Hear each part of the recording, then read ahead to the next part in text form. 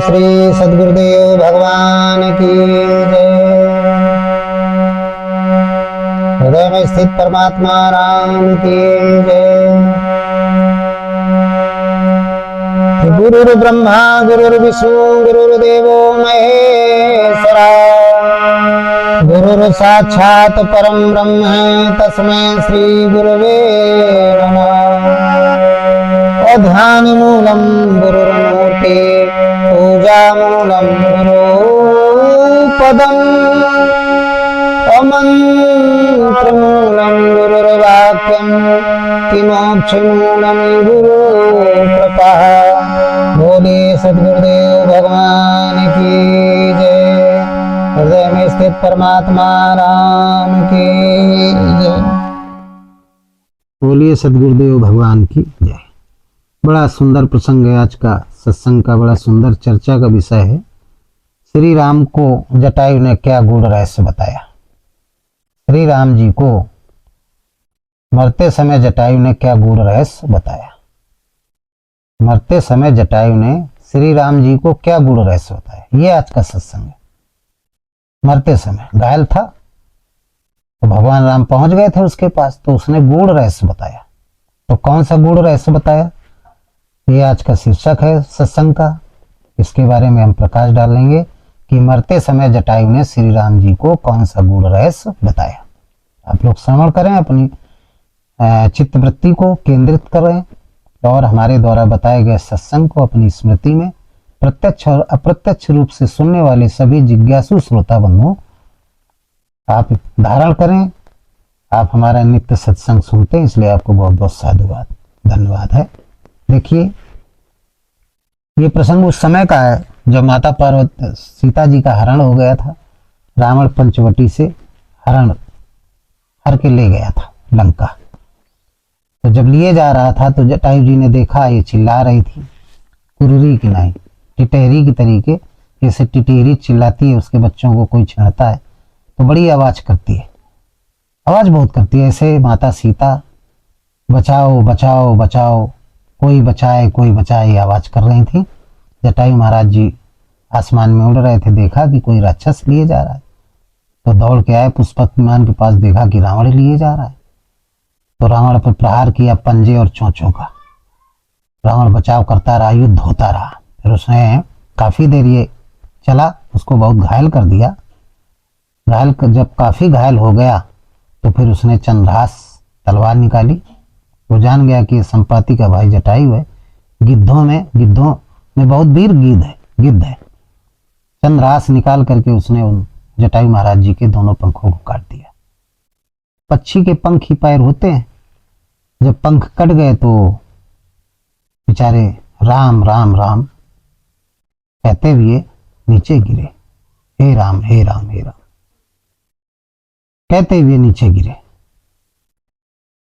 जब नीचे गिरे तो कलथ रहे हैं, राम राम राम, हृदय स्थित राम को देख रहे हैं, हृदय स्थित राम का स्मरण कर रहे हैं। चूंकि ज्ञानी थे कि उस परमात्मा का चिंतन कर रहे थे, उसी का नाम लेकर के नीचे गिरे। राम राम राम सब कर परम प्रकाशित जो ही राम अनादि अवध पद सोई।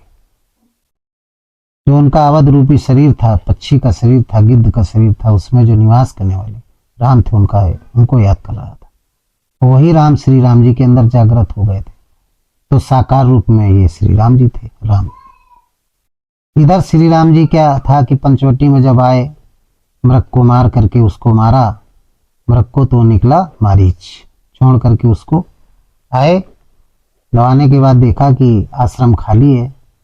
समझ गए कि कोई राक्षस की माया थी और अनर्थ हो गया, कोई सीता को उठा ले गया, हर ले गया। तो सभी से पूछते चले जा रहे हैं, जितने भी जंगल में रहने वाले ऋषि महात्मा थे, पशु पक्षी थे, वनस्पति थी, खग मृग, जितने भी वनस्पतियां पेड़ पौधे, सबसे पूछ रहे हैं। क्या कहते हैं कि हे खग हे मृग, कि हे खग मृग हे मधुकर श्रेणी, और तुम्हें देखी सीता मृग नैनी। कि हे खग हे मृग हे मधुकर श्रेणी तुम देखी सीता मृग में। भगवान पूछ रहे हैं, विलाप कर रहे हैं, हे खग पक्षी, हे मृग, हे मधुकर श्रेणी, हे पेड़ पौधे, हे लताएं, आप सबने सीता को देखा है? हमारी मृगनयनी सीता को देखा है आपने? मृगों से पूछ रहे हैं, मृगों की पत्नियों से पूछ रहे हैं, पेड़ पौधों से पूछ रहे हैं, वृक्षों से पूछ रहे हैं, लताओं से पूछ रहे हैं, संत महात्माओं से पूछ रहे हैं, छोटे छोटे जीवों से पूछ रहे हैं कि आप सबने हमारी पत्नी सीता को कहीं देखा है? इस तरीके से सबसे पूछते चले जा रहे हैं आगे, चले जा रहे हैं आगे। जाते जाते जब और आगे बढ़े तो क्या देखा कि जटायु महाराज देखा कि एक पक्षी घायल अवस्था में पड़ा हुआ है और राम राम राम राम चिल्ला रहा है। पहुंचते हैं उसके पास, पक्षी के पास, देखा ये तो गिद्ध है। ये क्या है? गिद्ध है। तो जैसे ही देखा भगवान राम ने तुरंत धनुष बाण रख दिए और बैठ करके जटायु महाराज को गोद में ले लिया। गोद में ले करके आगे परा गीधपति देखा, सुमिरत राम चरण जिन लेखा रेखा। क्या देखा? आगे परा गीधपति देखा, गीधराज जटायु को देखा तो गोदी में ले लिया। अब क्या स्थिति थी? राम राम राम राम वो चिल्ला रहे थे, राम राम चिल्ला रहे थे। जब गीधराज ने देखा कि किसी ने मुझे उठाया तो भगवान को जब देखा तो उनके रूप माधुरी को देख करके एक टक हो गया। उनके चिन्ह बने हुए थे, शंख चक्र गदा पद्म, चक्रों को इनको देख करके उसने अनुमान लगा लिया कि जिसके बारे में सुना था कि वो सबकर परम प्रकाशित जो ही राम अनादि अवध पद सोई, वो परमात्मा बिन पद चले सुने बिन काना, वो किसी मानव के अंतःकरण में जागृत होगा, जिसके अंतःकरण में जागृत होगा उसके शरीर में निशान होंगे, ये तो वही राम है। तो आंखों में आंसू आ गए, आंसू आ गए और आंसू आ करके आंसू बह रहे हैं। भगवान ने उसको उसके सर में हाथ फिरा रहे हैं और फिरा करके उससे पूछने लगे, उस गीत से पूछने लगे कि आपका नाम क्या है, आप कौन है? भगवान पूछते हैं आप कौन है? कि करे सरोज सिर पर से कृपा सिंधु रघुबीर और निरखि राम छवि धाम मुख कि विगत भई सब पीर। कर सरोज सिर पर से, जैसे सर में हाथ रखा, भगवान श्री राम जी के हाथ जैसे स्पर्श किया जटायु महाराज के सर को, तो स्पर्श करते ही बिल्कुल चेतना आई। तो ऐसे आंखें खोला उसने, पीड़ा उसके गई शरीर की, आंखें खोला तो देखा कि सुंदर शरीर वाले ये मानव खड़े हैं। तो पूछा आप कौन हैं? तब उन्होंने बताया, भगवान राम ने अपना परिचय दिया। कोसलेश दशरथ के जाए, हम पितु वचन मान बन आए, यहाँ हरि निश्चर वैदेही और तात फिर हम खोजत दे। हे तात, हम उसको खोज रहे हैं जिसने हमारी पत्नी का हरण कर लिया। हम राजा दशरथ, अयोध्या के राजा दशरथ के पुत्र हैं, मेरा नाम राम है, ये मेरे छोटे भाई लक्ष्मण है, मेरी पत्नी का नाम सीता था। बोले अच्छा अच्छा। बोले आप कौन है? तब उसने बताया कि मैं संपाति का भाई जटायु हूं, आपके पिता महाराज दशरथ का मैं मित्र हूं, आपके पिता से हमारी बहुत बड़ी मित्रता थी।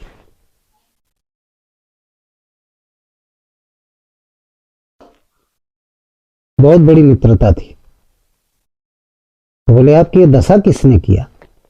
आप तो बहुत घायल हैं, आपकी ये दशा किसने किया? आप बताएं।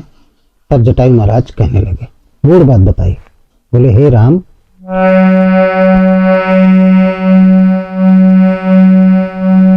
कि तब कही गीध बचन धरी धीरा, सुनहु राम भंजन भव भीरा। ओ नाथ दसानन यह गति कीन्ही, अतहि खल जनक सुता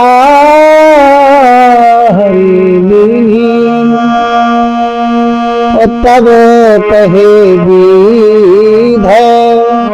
बचन धरि धीरा, और सुनहु राम भंजन भव भीरा।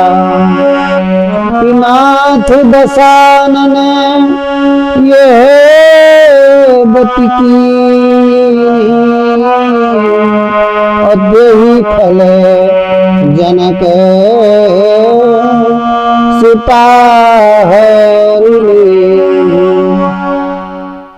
तब जटायु ने कहा, जब भगवान श्री राम जी ने कई बार पूछा कि जटायु ये तो बताओ कि तुम्हारी दशा किसने किया, ये तुम्हें घायल किसने किया, तब बताने लगा कि हे राम,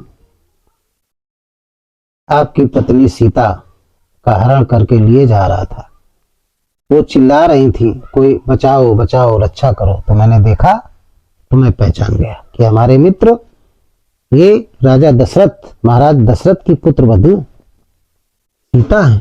आपके बारे में सुना था कि आप जंगल में आए, आपको वनवास में आए। मैंने उसको रोकने का प्रयास किया, मैं उससे युद्ध किया, बहुत लड़ा। हे राम भवभंजन भीरा, भव सागर को पार करने वाले राम, नाथ दसानन ये गत की। तेई खल जनक सुतार ली। लंका का राजा रावण वो सीता जी को लेके गया है दक्षिण की तरफ। मैंने उससे युद्ध किया, रोकने का प्रयास किया तो उसने चंद्रहास तलवार से मेरे दोनों पंखों को काट दिया। मैं अधमरा हो गया, उसने ही हमारी दशा की। भगवान राम ने जैसे सुना तो आंखों में आंसू आ गए और कहने लगे, जटायु तुम चिंता मत करो, मैं प्रतिज्ञा करता हूं कि मैं उस रावण को उसके परिवार समेत यमपुरी में पहुंचा दूंगा। आप चाहना। अब बोले कि जटायु आप मत जाओ, आपके प्राण में। बोले नहीं नहीं प्रभु, मैं जी करके क्या करूंगा, आपके दर्शन हो गए। तो बोले आप जा रहे हैं तो जाना, लेकिन हमारे पिताश्री को ये बात मत बताना सीताहरण की। लेकिन मैं आपसे वादा करता हूं कि जिसने आपकी दशा की है, मैं उसको और उसके परिवार समेत सबको वहीं पहुंचा दूंगा जहां आप जा रहे हैं, परलोक पहुंचा दूंगा, सबको खत्म कर दूंगा। ये मैं प्रतिज्ञा करता हूं। जटायु महाराज देख रहे हैं, पुलकित हो रहे हैं, आंखों में आंसू आ रहे हैं, भगवान की तरफ टकटकी लगाए हुए हैं और कहते हैं कि प्रभु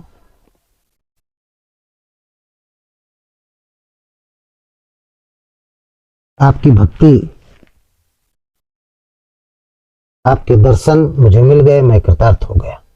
इतना कहकर के गिद्धराज जटायु ने अपना शरीर छोड़ दिया और इस प्रकार वो परम तत्व में विलीन हो गए। तो कहने का मतलब, जो जाने सो देव जनाई जानत तुम्हें तुम्हें हो जाई। गिद्धराज जटायु भगवान के समान हो गए। भगवान ने कहा है गीता में, उसमें रामचरितमानस में गोस्वामी जी ने लिखा है कि सन्मुख होए जीव मोहि जबहि, जन्म कोटि अगनासे तबहि। गोस्वामी जी लिखते हैं कि जब भगवान के सम्मुख कोई हो जाता है, चाहे निराकार ब्रह्म हो चाहे साकार ब्रह्म हो, उसके सम्मुख जब हो जाता है तो उसके अनेकों जन्मों के जो पाप हैं, दुख हैं, सब नष्ट हो जाते हैं। तो सम्मुख दो प्रकार का होता है।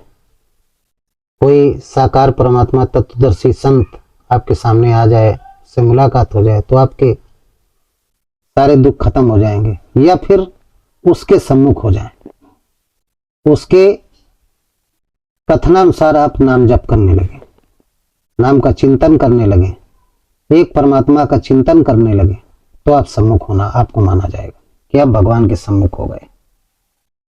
एक सम्मुख होना, आप सीधे भगवान के सामने खड़े हो, या दूसरा सम्मुख होना, ये कहते हैं कि उसके संविधान के अनुसार आप चलें, एक परमात्मा का चिंतन करें, सदगुरु के द्वारा दी गई विधि के अनुसार नाम का जप करें, तो आप भगवान के सम्मुख हो गए। जब भगवान के सम्मुख हो जाएंगे तो जन्म कोटि अज्ञास है, तब वहीं तो आपके करोड़ों जन्मों के जो पाप हैं, दुख हैं, सब के सब खत्म हो जाएंगे। सब अब करोड़ों जन्मों के कैसे आपको पता होगा कि करोड़ों जन्मों के दुख खत्म हो रहे हैं? तो क्या पिछले जन्म के बारे में मालूम है? तो गोस्वामी जी कहते हैं नहीं, इसी जन्म में करोड़ों जन्म हो गए, जाने कितने जन्म हो गए। जैसे बच्चा पैदा हुआ, एक सेकंड बाद उसका शरीर बदल जाएगा। प्रति क्षण प्रति सेकंड मनुष्य का शरीर चेंज होता है। तो पहला वाला शरीर क्या हो गया? मर गया। दूसरा फिर जन्म हुआ, फिर एक सेकंड बाद फिर शरीर बदलता है, फिर एक सेकंड बाद फिर शरीर बदलता है। तो ये सूक्ष्म अंतराल है, समय का सूक्ष्म अंतराल है, अंतर है, इसलिए हम उसको समझ नहीं पाते। जब किसी बच्चे को जन्म के समय देखो, फिर देखो 2-3 महीने बाद, तो समझ में आ जाएगा कि वो तो बच्चा ही नहीं है, ये तो दूसरा बच्चा है, तो वो बच्चा खत्म हो गया।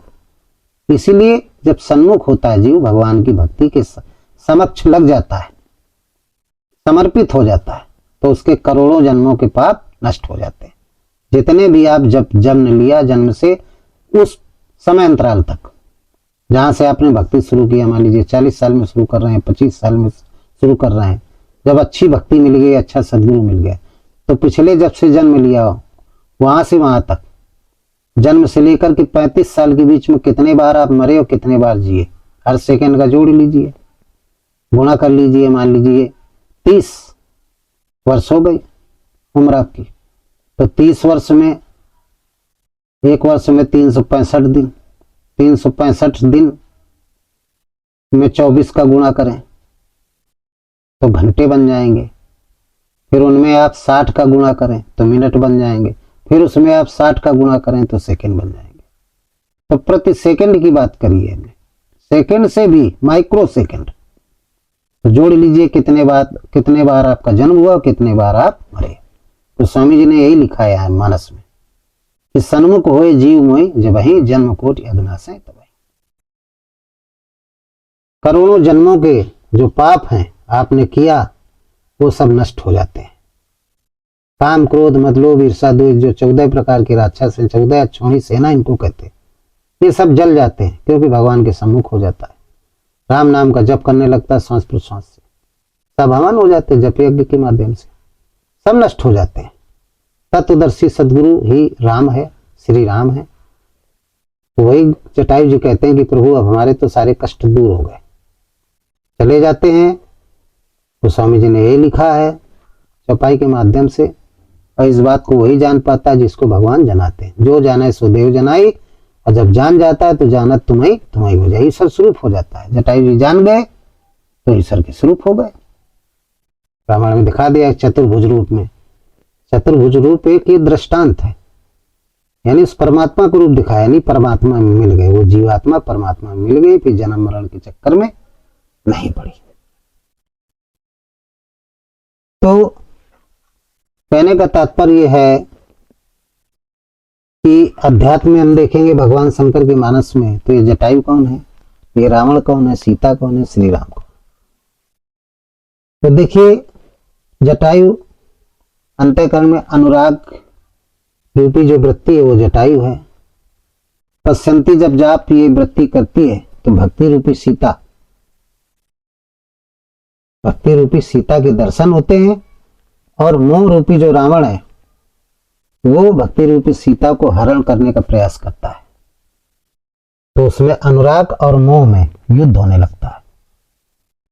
अब इसकी सेना बहुत है, चूंकि मोह बहुत प्रबल होता है, भक्त उतना अभी परिपक्व नहीं हो पाता है, अनुरागी भक्त अभी परिपक्व नहीं हो पाता है, तो घायल हो जाता है।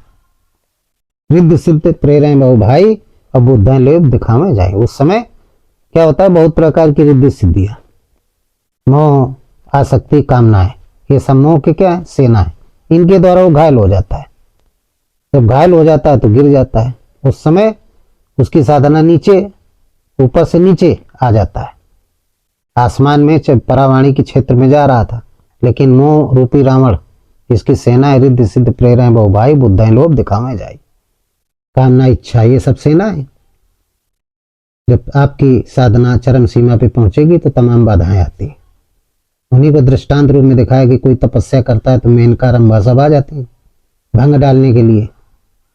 तो आपकी जो ज्ञान इंद्रियां हैं, 5 नाक, कान, आंख, मुंह, जीभ, त्वचा, ये बहिर्मुखी होने लगती है संसार में, तो व्यक्ति नीचे गिरने लगता है। गिरने का मतलब नीचे, गिरने का मतलब नीचे, यानी पश्चंती से बैखरी की तपा आने लगता है। तो उस समय श्री राम रूपी जो सदगुरु होते हैं वही कर्णधार होते हैं। गुरु का जब साधक ध्यान करता है, ध्यान मूलम गुरु मूर्ति, पूजा मूलम गुरु पदम, मंत्र मूलम गुरु वाक्य, मोक्ष मूलम गुरु कृपा, तो गुरु हाजिर हो जाता है। तो जब हाजिर हो जाएगा तो गोद में ले लेगा, इसके बाद उसको परावाणी क्षेत्र में पहुंचा देता है। उस जीवात्मा को, साधक की जीवात्मा को उसकी भक्ति नष्ट होने से बचा लेता है, उसको परमात्मा से मिला देता है, तो ईश्वर स्वरूप हो जाता है। जो जाने सो देव जनाई, जाना तुम्हें तुम्हें हो जाएगी। तत्परसी जो सदगुरु होता है वो साकार ब्रह्म होता है, वो श्री राम की स्थिति का होता है, श्री कृष्ण की स्थिति का होता है, भगवान शंकर की स्थिति का होता है, ब्रह्मा विष्णु महेश की स्थिति का होता है, बुद्ध महावीर 24 अवतार जितने भी हैं, कबीर तुलसी की स्थिति का होता है। तो वो उसमें क्षमता होती है कि उस जीवात्मा को परमात्मा से मिलाने का, मिला देता है। वही बात यहाँ गोस्वामी जी ने बताया। तो इस तरीके से जटायु महाराज की जो जीवात्मा है वो परम चेतना में मिल गई। और इन्हीं शब्दों के साथ आज का हम सत्संग समाप्त करते हैं। बोलिए ओम श्री सद्गुरुदेव महाराज की जय। सर्वे भवन्तु सुखिना, सर्वे सन्तु निरामया, सर्वे भद्राणि पश्यन्तु, मा कश्चित् दुःखभाग् भवेत्।